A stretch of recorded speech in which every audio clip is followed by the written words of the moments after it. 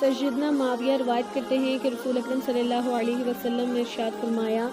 اللہ تعالیٰ جس کے ساتھ بھلائی کرنا چاہتا ہے اسے دین میں سمجھ عطا فرما دیتا ہے، اور میں علم کو تقسیم کرنے والا ہوں، عطا کرنے والا تو اللہ ہی ہے۔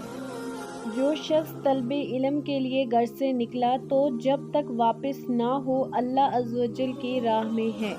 ترمذی۔ جو کوئی اللہ عز و جل کے فرائض کے متعلق 1 یا 2 یا 3 یا 4 یا 5 کلمات سیکھے اور اسے اچھی طرح یاد کر لے اور پھر لوگوں کو سکھائے تو وہ جنت میں داخل ہو۔ اللہ عز و جل قیامت کے دن بندوں کو اٹھائے گا، پھر علماء کو علیحدہ کر کے ان سے فرمائے گا، اے علماء کے گروہ، میں تمہیں جانتا ہوں، اسی لیے تمہیں اپنی طرف سے علم عطا کیا تھا، اور تمہیں اس لیے علم نہیں دیا تھا کہ تمہیں عذاب میں مبتلا کروں گا، جاؤ میں نے تمہیں بخش دیا۔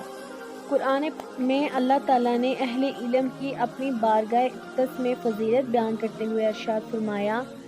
یرفع اللہ الذین آمنوا منکم والذین اوتوا العلم درجات واللہ بما تعملون خبیر۔ اللہ عز و جل تمہارے ایمان والوں کے اور ان کے جن کو علم دیا گیا درجے بلند فرمائے گا،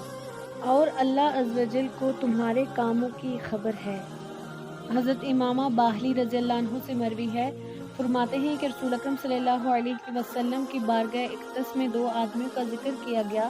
ان میں سے ایک عالم تھا اور دوسرا عابد۔ آپ صلی اللہ علیہ وسلم نے ارشاد فرمایا، عالم کی فضیلت عابد پہ ایسے ہی ہے جیسے کہ میری فضیلت تم میں سے ادنا شخص پر ہے۔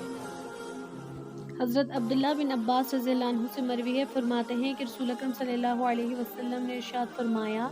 ایک فقیہ شیطان پر 1000 عبد سے باری ہوتا ہے،